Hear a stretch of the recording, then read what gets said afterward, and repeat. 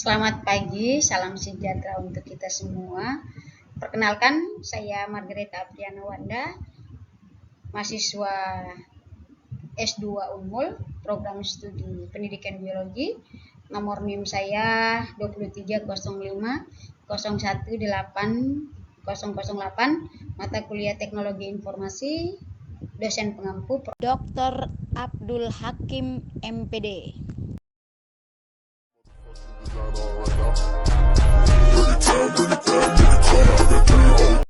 Materi kita hari ini adalah tentang bakteri. Ada yang sudah pernah melihat bakteri secara langsung? Ya, pastinya kita tidak bisa melihat secara langsung, tapi kita harus menggunakan mikroskop. Bentuk bakteri kurang lebih seperti yang ada di gambar ini ya. Mari kita lihat. Mengapa kita perlu mempelajari tentang bakteri? Nah, tujuan pembelajaran yang akan kita dapatkan adalah setelah kegiatan pembelajaran pertama ini, diharapkan siswa dapat 1. Mengidentifikasi ciri-ciri dan struktur bakteri. 2. Memahami klasifikasi bakteri. Ketiga, mengidentifikasi cara hidup bakteri. Dan yang keempat, bisa menjelaskan cara reproduksi bakteri. Mari kita saksikan video singkat tentang bakteri. Saya harapkan semua siswa ikut memperhatikan supaya nanti ketika dijelaskan dan dikasih pertanyaan bisa dimengerti. Baik, kita saksikan video dengan menggunakan media augmented reality.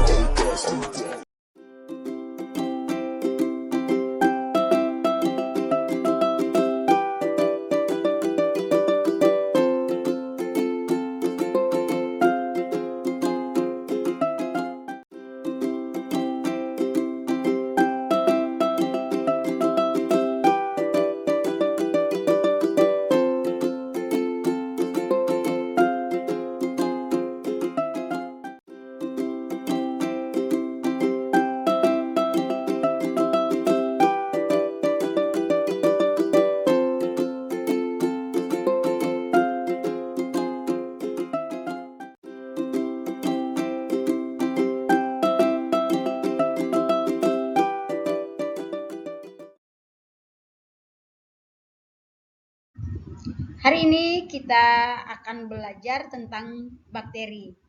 Ya, dari ciri-ciri bakteri maupun struktur bakteri. Nah, kata bakteri itu dari bahasa Latin ya, yang berarti bakterion atau bakterium. Ya, ini berbentuk batang atau tongkat. Ini contoh gambar bakteri. Ciri-ciri bakteri itu ada kurang lebih 8 ya. Yang pertama, ciri yang pertama itu berukuran kecil, diameter 0,5 sampai 1 mikron. Panjangnya 1 sampai 20 mikron, biasanya disebut dengan mikroorganisme. Kemudian ciri bakteri yang kedua itu mempunyai dinding sel. Terus yang ketiga hanya dapat dilihat menggunakan mikroskop.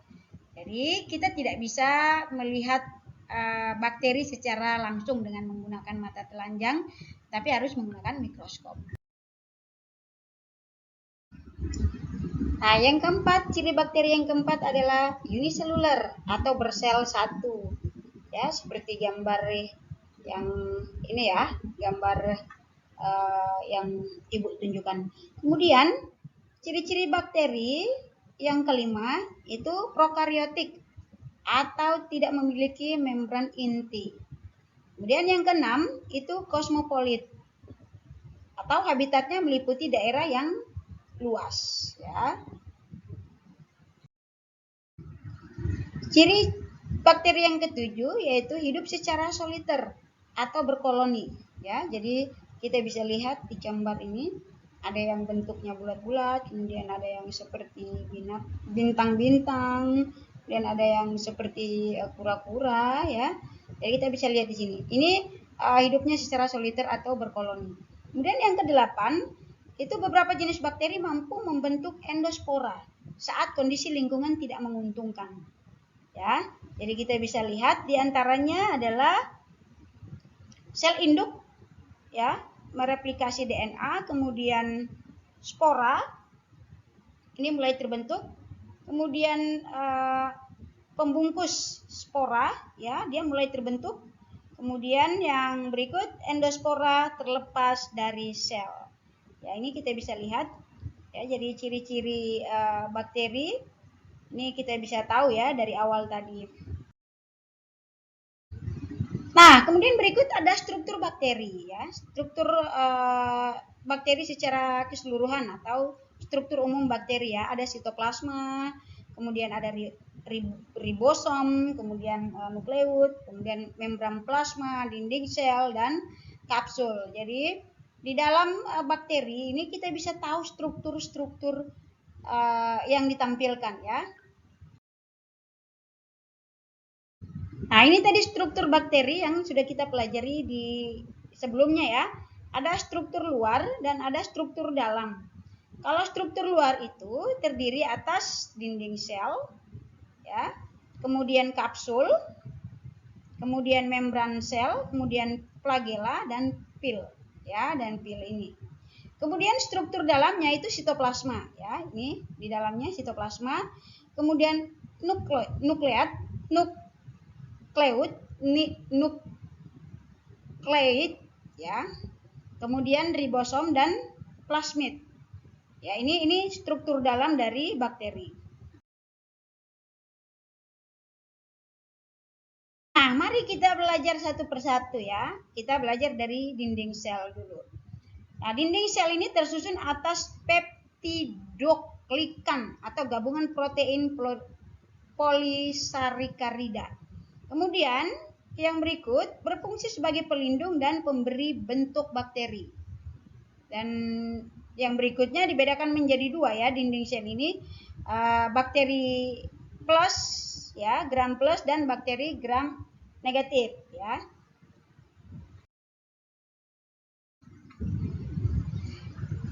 Perbedaan sel gram positif dan sel gram negatif ya, ini kalau pada dinding sel gram positif itu ada peptidoglikan tadi yang sudah kita jelaskan, kemudian ada dinding sel, ada membran plasma ya, ini di dalam membran plasma ini ada protein. Ya, kemudian dinding sel gram negatif itu ada lipopolisakarida. Kemudian ada membran bagian luar. Ya, ini dari dinding sel juga ya. Ini membran bagian luar, kemudian membran plasma dan juga gel periplasmatik ya. Ini dari dinding sel ya, beda dengan yang ada di positif ya, dinding sel gram positif. Nah, sel gram positif itu dinding sel dengan lapisan peptidoglikan itu tebal, agak berwarna ungu jika diwarnai dengan pewarna gram. Contohnya tadi ya, ada juga Neisseria, Gonorrhoeae, kemudian Treponema pallidum, kemudian Vibrio cholera, dan Bacillus subtilis. Kemudian sel gram negatif, dinding sel dengan lapisan peptidoglikan tipis. Kalau yang positif tadi agak tebal, berbanding dengan yang negatif, dia agak tipis berwarna merah jika diwarnai dengan pewarna gram. Contohnya itu Escherichia coli, kemudian Streptococcus mutans, dan Staphylococcus aureus. Nah, ini struktur bakteri yang kedua, ini adalah membran plasma. Ini bersifat selektif atau permeabel. Ini terdiri dari fosfolipid dan protein. Tadi yang sudah Ibu jelaskan di sebelumnya ya. Yang tadi. Kemudian fungsi dari membran plasma yang pertama sebagai tempat pembentuk mesosom. Kemudian alat transport elektron dan proton. Dan yang berikut alat pengatur keluar masuknya senyawa melalui membran sel. Kemudian struktur bakteri yang ketiga adalah sitoplasma. Sitoplasma berfungsi sebagai tempat terjadinya reaksi-reaksi kimia sel. Di antaranya ada asam nukleat, kemudian ada protein, ada karbohidrat, dan lemak. Kemudian struktur bakteri yang keempat itu ada ribosom. Ribosom merupakan butiran-butiran yang tersebar di sitoplasma ya. Ini yang ditunjukkan.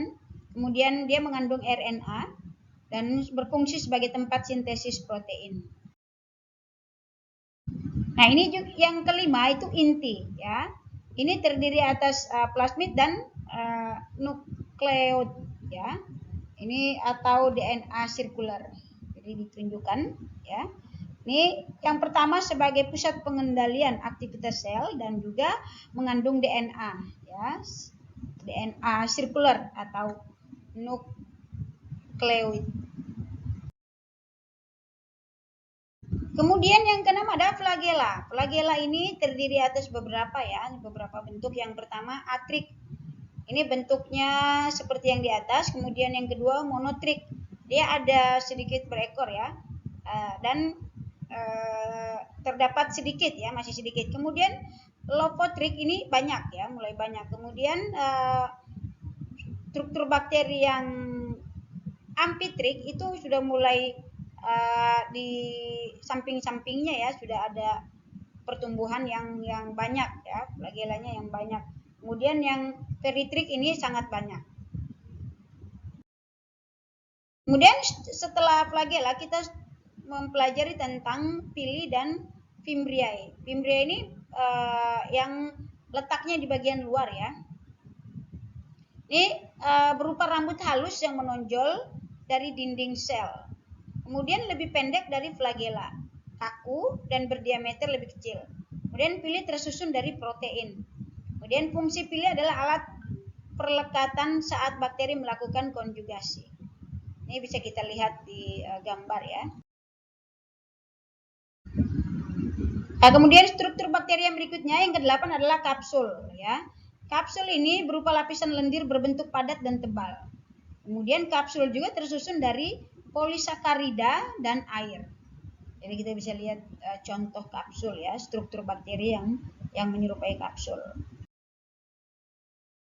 Nah, struktur bakteri yang berikut adalah klorosom. Ya, klorosom ini struktur dia berada di bawah membran plasma. Kemudian dia mengandung pigmen klorofil yang berperan dalam fotosintesis. Ya. Kemudian vakuola gas ya. Vakuola gas ini hanya dimiliki oleh bakteri air yang melakukan fotosintesis. Kemudian vakuola dapat membuat bakteri mengapung di permukaan air untuk memperoleh cahaya. Nah, kemudian struktur bakteri yang berikutnya adalah endospora. Endospora mengandung sitoplasma materi genetik dan ribosom. Endospora dapat tumbuh menjadi sel bakteri baru jika kondisi lingkungannya mendukung. Nah, ini kita lihat bentuk-bentuk bakteri ya.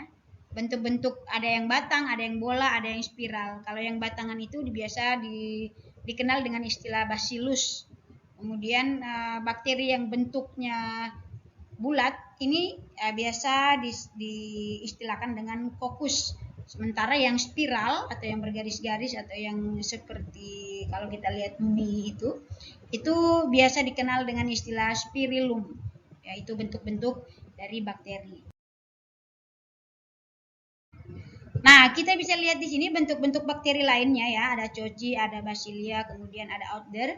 Ini kita bisa lihat kalau misalnya kokus itu 1, kemudian Diplococi itu ada 2, kemudian Tetrat itu ada mulai banyak ya, sampai pada Sarcina, kemudian Streptococi dan Staphylococcus ya. Jadi dari kecil ke yang besar.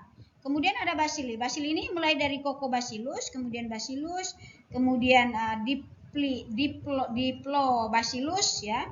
Kemudian ada istilah Streptobacillus atau Bacilli, kemudian ada yang namanya Palisades. Jadi bentuk-bentuknya kurang lebih seperti yang Ibu gambarkan ini ya, yang ada di PowerPoint ini ya, jadi kurang lebih seperti ini. Kemudian ada ordernya, ada Spirilia. Kemudian ini berbentuk seperti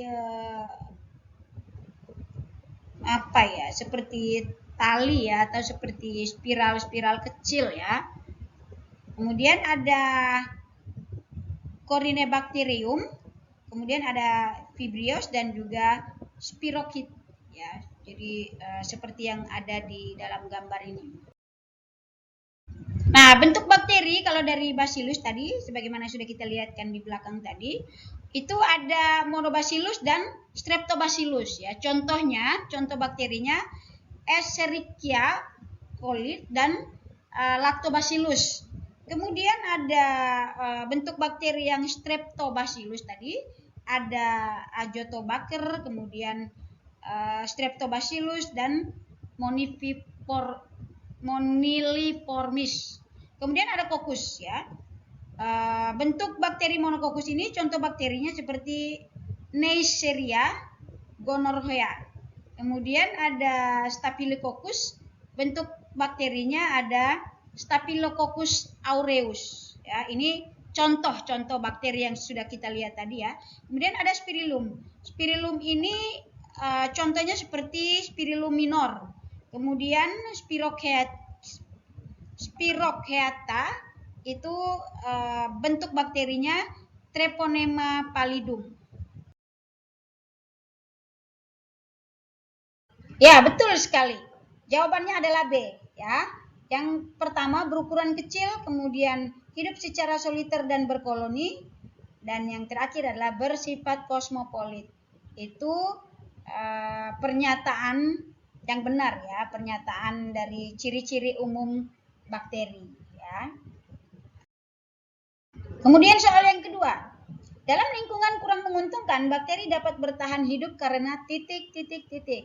Ya, Nadia Natalia, silakan. Betul sekali.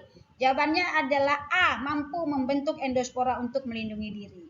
Betul, tepuk tangan dulu untuk Nadia Natalia. Makasih Nadia.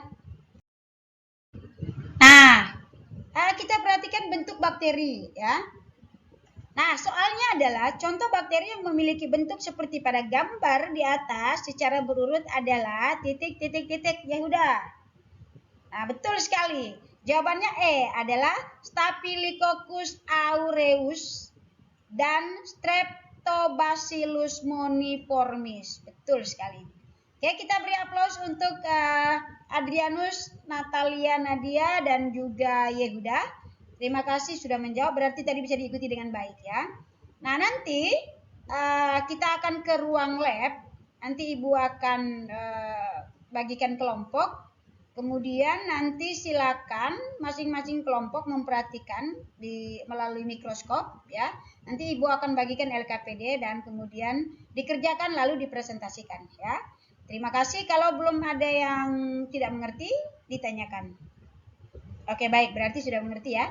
Terima kasih, silakan dikerjakan. Ibu kasih waktu kurang lebih 20 menit. Ya, terima kasih. Kalau sudah selesai, silakan dipresentasikan. Oke, baik, terima kasih. Baik, saya akan membagikan LKPD. Lembar LKPD pertama harus mengisi ya bagian-bagian yang kosong. Kemudian di lembar kedua, di lembar kerja peserta didik halaman kedua, itu harus mencocokkan seperti yang ada di lembar kerja tersebut.